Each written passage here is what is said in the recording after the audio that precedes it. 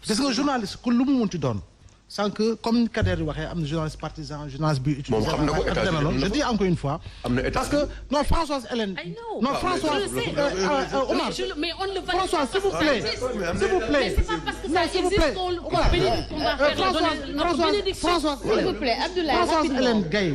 s'il vous plaît je ne donne pas ma bénédiction mais j'accepte que des gens d'accord madame parce que Françoise Hélène det way la yàgg naa ko suivre bu baax quand je dis détouré la ça veut tout dire. yàgg naa ko si bu baax à travers forum yu mu doon def dans Petro-Tim Monde xam naa ña ko composé woon les débats qui ont que l'on suscité ak lañ doon porter débat yëpp je sais. donc vous êtes une femme peut-être que man xamuma mais depuis longtemps je suis très présent si lépp li nga xam ne activité la moo xam Sénégal la ñu koy defee moo xam dans la diaspora mais je dis encore une fois maître corporation lu mu munti doon commissaire dañ koy daal di jox cër parce que journaliste bi ni nga ko gisee kee wala ni nga ko soupçonné kee yow mii di wax jàppal ni tu es partisan jàppal ni tu es partisan ba keneen yow boo ko jiiñee jàppal ni na nga nekkee partisan amaana xëy na moom noonu la nekkee partisan. Très bien Abdoulaye. Le seul problème est que j'assume. Moi j'assume mais les journalistes n'assument pas. Écoutez léegi nag moi je ne connais pas sincèrement je ne connais pas un journaliste militant. je ne xamuma ko man. personnellement je ne connais pas. je vous ai donné un nom. non je suis désolé. je ne connais pas un journaliste boo xam ne il est militant d'un parti. je vous ai donné un nom je peux en donner je peux en citer d'autres. militants et qui assument le militantisme dans une quelconque formation politique. defe naa ni je peux vous donner des exemples. C'est bon parce que tey jii waaw je conclus. Khady parce que c'est important ce que je dis. Pape Alé Niang est un militant. xam nga tey jii nii. Papa Ndiaye de Walf est un militant quasiment. journaliste la bokk APR. te amaana duñ ko tudd. di nga tudd DGB ak DGB nekk journaliste nekk di pratiquer di doon tudd. encore une fois dañu respecter journalistes yi. te encore que gis nga ku bëgg nekk journaliste je dis qui veut être journaliste naka aller s'inscrire. wala dem defi concours. caméra team la micro yi tàkk lumière bi ne jëfet nga foog ni yow. tu es un praticien de l'information. En réalité tu te trompes qui veut porter. le titre de journaliste da ngay dem jàngi. merci beaucoup Abdoulaye alors je le disais mën nañu dem ci second sujet bi. gis nañu ko président Macky Sall waxoon na fi s'il vous plaît s'il vous plaît mën naa continuer c'est bon. Second sujet bi je le disais le président Macky Sall waxoon na ko bu yàggul que dañu ngi trouver ay moyens yoo xamante ne maître Karim Wade ak Khalifa Babacar Sall mën nañu bénéficier amnistie. mu instruire ministre de la justice mu sëgg ci lu ñu xamal. moom sëgg na ci ba trouver un moyen plus simple ci ñu retrouver seen ay droits civiques tey. ndax dina yomb sachant que ñu ci mel ni parti démocratique sénégalais ñoom bëgguñu sax dégg waxu amnistie. waaw soxna Khady yaakaar naa sujet boobu man mus naa cee wax mus na maa dem ci benn plateau ñu laaj ma ci xalaat. man dama gëm ni réewum Sénégal lépp luñ mën a def ci li boole ay doomam ngir jàmm am ci réew mi stabilité am ci réew mi jar na ko man sama gis-gis ci politique ni ma gisee sëñ Ablaye dama gëm ni réew mi lépp loo xam mën nañ koo def ngir boole askanu Sénégal yépp ñu àndandoo ci àndan bu gën a rafete li xam ni moo nu yitteel di réew mi ñu àndandoo dox jëm ca loola lu mu jar rek jar na ko lu mu laaj rek jar na ko ma jàpp ni kenn ku ne xam ne ni fi ñu toll ci réew mi yépp ay clan la clan Karim Wade clan Khalifa Sall clan Ousmane Sonko clan maanaam Macky Sall clan réew mi yépp clan la te boo ñu fàttalikoo tuuti loolu demoon na ba indi le président Macky Sall mu demander à ce que ñu def maanaam ay waxtaan ci réew mi moo indi woon bu ma juumul maanaam ñu jël Ibrahima Famara Sagna jiital ko ci conclusion yooyu bokkoon na moo ñu apaiser le climat politique boobu nag pour ñu apaiser ko ci jamono jii nu toll nii maanaam jàpp naa ni loi d'amnistie bii ba ca jamono ban ma cee laaj damay xool ni leen formule boobu mooy bi ci gën mooy ñu wut une loi d'amnistie mais amnistie aussi il faut ñu tey ci parce que amnistie ay fait la il faut ñu xam ndax fan la yem ak fu yemul parce que buñ ko jàppee 2013 ba 2022 am na ci ñoo xam ni ci régime mu Macky Sall dañuy échapper en fait prochainement ci ay contrôle kon dama bëgg maam ñu circonscrire ko ci ñi tax ñu bëgg ko yëkkati mooy 2013 ak 2017 bu fekkee mën nañ koo def ngir réew mi daal parce que xam naa ni loolu bu amee réew mi dinañ delloowaat compteur dina nekk à zéro ñëpp bokk ci élection yi ñu jëm bu ko defee jàmm ni ñooy man dama jàpp ni kon loolu lu am solo la ci jamono ji ñu toll nag réew mi dafa yëngu loolu te politique rek moo ko yëngal ma jàpp ni liy boole doomi Sénégal yi maanaam sëñ Omar maam lu mu ko jënd rek jar na ko ndax jàpp naa ni Khalifa Sall boroom xam-xam la am expérience ci état servir état bi am na lu mën a jëriñ réew mi noonu laa ko jàppee ci Karim Wade jàppe ko ci Ousmane Sonko jàppe ko ci kan kon jàpp naa ni lépp lu leen di dajale boole leen ba kenn ku ne jàpp ni yow sa projet politique mën nga koo fésal jàpp naa sëñ Aliou loola yell na Sénégalais yi ñu bàyyi ko xel man foofu laa ci yem ci wàllu ni mel ma wax ni loola nag waruñu ko sax yamale ci lii ba ci situation bi nu toll nii dañ ko cee war a englobé waale ngir fexe ba élection yii nu jëm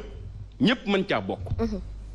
ku yàlla tànn nag ñu xam loolu la yàlla dogal man loolu mooy sama xalaat ci wàllu alors commissaire sa xalaat ndax ci contexte bi ñu nekk ci wàllu politique nga xam ne jax na lool ndax loolu mën na indiwaat jàmm un peu ba pare relancer waat jongante bi ci présidentielle bi ñu jëm xam nga dafa am situation yi nga xam ni su amee dafay jeex parce que ñun amuñu adresse capacité wu jongler ci situation yi ba créer lu nuy génne te li nga xam ni moo nekk ci dynamique gu processus bi génne wuñu damay wax récemment que ni li nuy moytu est-ce que gënul moi je crois que li nuy moytu moo gën dëgg moo gën amnistie ou pas amnistie man newuma ci boobu registre dama ni Sénégal tey yëngu na yëngu bi nga xam ne il faut que ñu bàyyi ko mu avancer ci yoonam ba lépp taxawaat place am institution yi taxaw lépp taxaw ñu xam président mooy président ministre mooy ministre constitution mooy constitution par exemple tey jii on remet en cause tout est-ce que ay aspirine yu mel nii daal di jël benn loi d'amnistie jukki ñetti nit ba noppi nag léegi amener une situation extrêmement complexe lii nga xam ne seddagul ci sunu loxo ñu bëgg trouver alchimie bu ñu ko dugalee ci benn loi d'amnistie pour nee nañu ñun de manière artificielle dañuy créer li nga xam ni moom mooy apaisement climat social bi mais du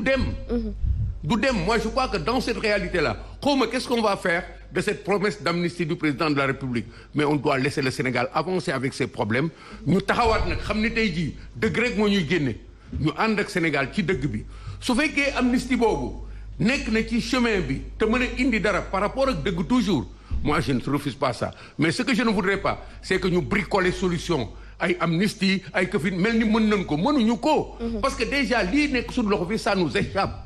nous avons quelqu'un qui fait tout ce qu'il veut qui va pas répondre au tribunal et qui joue au football dans la rue mais imaginez-vous ça des gens qui appellent à gatsa mais imaginez-vous c'est réew mi fi mu toll nii il faut que ñu bàyyi ko mu àgg moi je suis pour ça su fekkee ni véritablement on ne vide pas tous ces dossiers-là c'est pas la peine d'aller vers les lois d'amnistie et il y a aucune acrobatie qui peut nous permettre de récupérer parce que loo def rek da ngay bàyyi. C'est clair. Quand il dit ñu dugal situation bi mais il y a des droits à côté qu'est-ce qu'on va faire de Adji Sarr dans cette histoire-là de ses parents de sa famille si on veut créer une situation d'amnistie qui emporte le problème de Sonko et qui le règle au nom de quoi? Au nom de la politique c'est pas possible mënul nekk loolu mënul nekk pourquoi parce que ci am réew la ñu nekk te réew mi avant Sonko avant man avant keneen ci yoon la doon dox même quand on était colonisé ci yoon la doon dox il y avait la loi du colon le pouvoir du colon il y avait son vouloir sa volonté qui régentait tout. Aujourd'hui nous sommes dans une république avec ce qu'il y a là-dedans et qui est extraordinairement bien qu'on ne fasse pas le procès de notre pays. Aujourd'hui il a été comment dirais-je encore ébranlé parce que ces institutions ont bougé ont été fragilisées nan ko bàyyi mu delluwaat place am. Moi je crois que quelles que soient les solutions qu'on va trouver amnistie ou nouvelle loi nouvelle constitution il faut que le pays se remette sur ses deux pieds pour qu'on rentre dans une période maintenant ouverte ou ñi wax ne dañuy sàcc dootuñu sàccati ñi wax ne dañuy fen dootuñu fenati que valeurs yi delluwaat parce que nous on débat tout duñu wax ci valeurs yi et c'est là moi mon problème on ne veut pas parler des valeurs on veut seulement faire dans de l'alchimie pour créer une situation bi nga xam ne mënuñu sax wax suñu diggante. moi vraiment je suis désolé. d'accord alors Aliou Sow déjà maa ngi lay jéggalu pour tout à l'heure dama la daggoon. alors amnistie bi ñuy wax ni ñenn ñu bari jàpp nañu ni bu ñu ko defee ab précédent bu dangereux lay doon surtout sachant que mën nañu ci boole ñoo xamante ne soupçonné wuñu leen. ba def amnistie juste pour que ay nit ñu dem ay élections. parce que soi-disant ce sont des personnes yoo xam ne am nañu solo trop ci réew mi et que ñoom ñoo war a jiiti réew mi man dama naan mais loolu lan la mën a nekkee mais Abdoulaye Mbow peut être candidat pour nekk président de la République. maître Abdinar yow war nga mën a nekk candidat nekk président de la République. vous pour ah oui si François non parce que vous allez être frappé par l'âge de la non c'est pas 70 ans non vous allez être conseiller de la famille mais je pense que vous ferez un des meilleurs présidents de la continuez non je reste persuadé que moi j'ai l'impression que je n'étais pas été compris pour la bonne et simple raison moi je parle de la cohésion et de la stabilité du pays j'avais bien compris c'est juste que mais c'est quand même curieux à chaque fois que je commence wala li may waxee moo baaxul wala leen on me coupe wala li may wax moo am solo j'y vais personnellement sama grand moo tax non mais bien sûr non mais ce que je veux dire mooy par exemple yow war nga mën a nekk candidat mais pourquoi forcément xam nga li may wax mooy il faut que ñu def loi d'amnistie ndax ñëpp mën a dem ci élection yi mais ñëpp ñan mais am na ñoo xam ne war nañu mën a dem élection ñoo xam ne amuñu benn problème ci réew mi pourquoi duñu dem par exemple dafa am loo xam ne kaw xam ne dafa ma jaaxal trop une fois wax naa ko si benn kilifa Pastef fi sax ci kaw ma ne ko mais yéen man li ma xam ci démocratie fonctionnement démocratie parti politique bu amee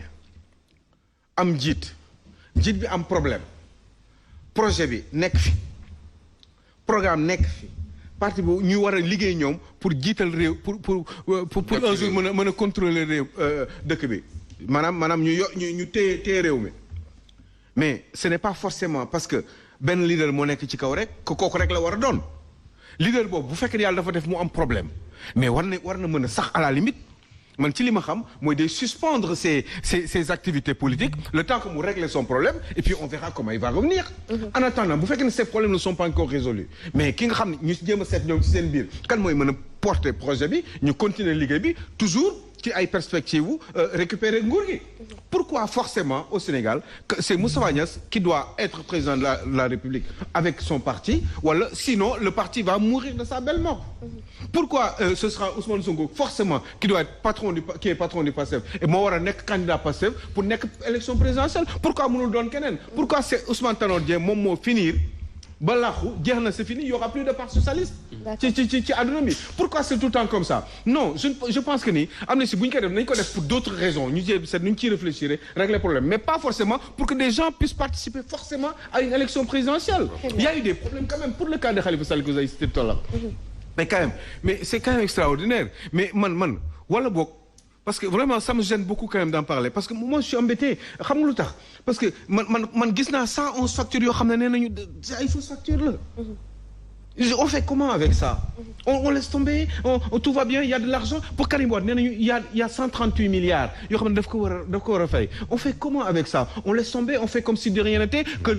propagande yi fi amoon yëpp demande sociale Karim Wade et cetera tout ça ça ne sert à rien léegi jaratul dara quoi nañu nëbb lépp def mais am na ñoo xam ne ñu ngi leen tëj ci kaso bi très bien ils ont des problèmes ñoo xam ne dañu perdre seeni droits civiques kenn xamu leen juste parce qu'ils n'ont pas fait de la politique mais stabilité lan moo koy doxal ce n'est pas ça il faut une justice comment dire en amont d'abord maître régler problème yi nga xam ne mooy problème mu réew mi te baaxul ci institutions yi jaxasoo yooyu yëpp nañ jéem a seet réfléchir nan lañ koy defaree comme 3 mois bi nga wax sànq ñu jéem a seet nan lañ koy def problème et puis mënuñu ko bàyyi définitivement parce que mënuñu ne ku mu neex aussi dans ce pays là da ngay diffamer nit doomu jàmbur nga ne ko yow sàcc nga yow lii nga bu fekkee ne da nga ko wax dafa war a doon dëgg surtout quand c'est une personne publique donc yu demee noonu ci yooyu la ñu war a waxtaan en réalité il faut ñu doon ay nitu dëgg il faut pas que ñu xam nga mbir si lu mu tombé rek ci nit ci lu bon ci lu baaxul ci moom lu ko arrangé wul suñu yoon nekku ci parce que monsieur commissaire n'a pas d'importance man awuma importance l'important mooy le peuple pourquoi pas écarter commissaire ak Aliou Sow pour faire continuer la marche du pays. Très bien, Aliou Sow. Normalement lan mooy problème bi. on va essayer d'aller très très rapidement parce que li ñu dese ci waxtu bi bariwul Omar Faye maa ngi koy wax léegi problème bi ci PDS la nar a nekk parce que ñoom bëgguñu ñoom waxu révision procès la ñuy wax et bu ñu fàtte ni bu ñu taxawee ci Karim Wade moom bari na victoire yu mu am ci procès bi au niveau international. C'est-à-dire il faut que parfois sans que léegi maître nee na au nom de la stabilité du pays. Donc dafay am parfois ay conditions yu am. yoo xamante ni on est obligé parfois de revoir la copie. Et loolu maître commissaire wax na ko. nee na si Sonko n'est pas emprisonné parce qu'il y avait une situation dans le pays. qui fait qu'aujourd'hui on est obligé de reculer. Pourquoi l'État a reculé. donc ça veut dire que situation dina am. ñu jël kenn mu am situation am ñu jël bi ay dispositions yoo xamante ni ne jëluñu ko pour ñeneen ñi. donc situation moo koy indi. et cette même situation là yàlla moo ko jaarale si ñii du ñëpp mën a nekk candidat da koy am ñu ko mën a nekk am ñu ko mënul nekk. tey boo dégloo Aliou Sow nit mënul tax mu voté la sans programme. te yow leer na la 1% des Sénégalais ñooy xool pour programme. dans ce pays amuñu culture sax programme Aliou. C'est vrai. Et pourtant culture boobu moom la ñu waroon am. Et c'est ça le malheur pour te dire. tey boo ñu def bu ñuy choisir un candidat day am congrès ñëpp toog wax yooyu amul fii.